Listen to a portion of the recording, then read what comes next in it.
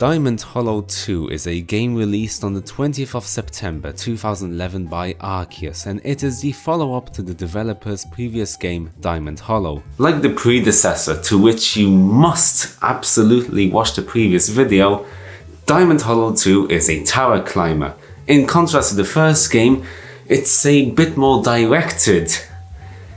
What does that even mean? To briefly summarize, the first game is an endless climber in which you shoot various enemies along the way and collect highly precious and shiny gems which possess powers unknown to us mortal fools, which are used to upgrade your weapon from a pitiful single barrel to pocket-sized homicide. That's it. Diamond Hollow 2, however, ups the stakes. It does something new, something ambitious.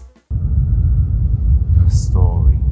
Yes, probably one of the biggest changes in the next installment is the introduction of a plot, adding background to pretty much everything. Your character gains a reason for being in this hollow, the slimes exist for a reason, your gun, called Saga, can speak for some reason, and there's the Professor, with a capital P, who has a very big laboratory, for reasons. But who cares about story when all I want is to shoot? Diamond Hollow 2 has 7 levels, each having their own unique looks, secrets and challenges. One of the best improvements is that all of these new maps have been created by hand and not generated automatically like in the first game, allowing the gameplay to be quite a bit more varied. There is, however, one additional layer to these levels. Secrets. These sneaky things can be found by walking and jumping into walls. Usually you can find gems, both small and big.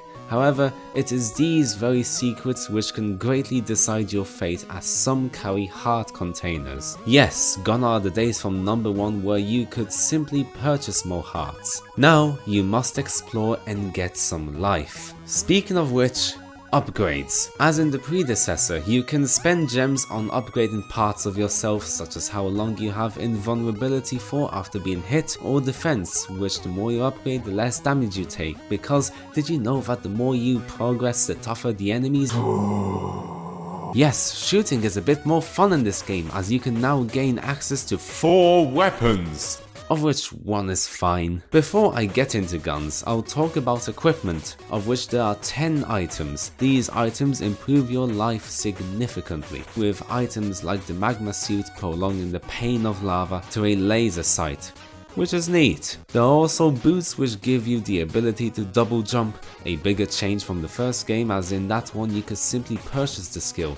No more. I think it's an alright change. If anything, it adds to the sense of progression that the game curates, which it definitely does. And now, guns. There are 4 weapons at your disposal: the prime gun, the spreader gun, the missile gun, and the rebound gun. Personally, apart from the prime gun, I think they're all kind of pointless. Now sure, you get quite a few benefits from each weapon. The prime gun is good for steady, concentrated fire, the spreader is a good sweeping weapon, the missile acts like a sniper, and the rebound gun is good for getting enemies from different angles. Don't get me wrong, they're all useful.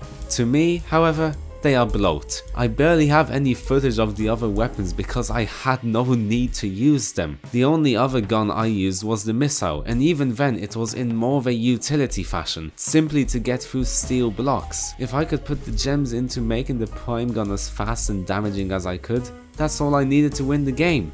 And that I did. Regardless, I'd say, in general, Diamond Hollow 2 is an improvement in pretty much all aspects from the first game. The movement of the character is very smooth, gone is the floatiness from the first game. There are more enemies, some which fly, there's different good music, and, most importantly, there are bosses. Yeah! Each level has a boss, usually a bigger, more defined version of one of the enemies met along the way. The fights are alright. Some are a little gimmicky, others pretty good. It's a nice way to conclude a level. Just like the first game and some 70% of all online games back then, this game has achievements.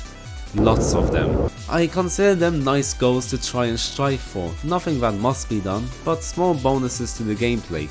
Though, the way they are named sure makes me feel the elderly pains. This is Sparta! All your faith, serve belong to us. Yes, I'm coming back. And for the cherry on the top of the cake of this game, the game provides you with a nice percentage of how much of the game you have completed. Sweet. And that is Diamond Hollow 2. Pretty lengthy game, around 2 hours long, but what it sets out to do, it does fairly well. Both games in the, I guess you can call it franchise, can be played separately. Hell, I didn't even play the first Diamond Hollow until 2020, so that says something. You don't have to play the first game to understand what's going on in the second installment. Really, both games are separate and good at their own things. Diamond Hollow 1 provides a great arcadey experience contained in a solid infinite climber package, whereas Diamond Hollow 2 is a more focused being, one which, while it may not be as open as the first title, still maintains the excitement in the form of a steady adventure and consistency. Or to just say it in English, it's a good game. I very much like it, and I hope you like it too. I'm Relate, and on that note, see ya.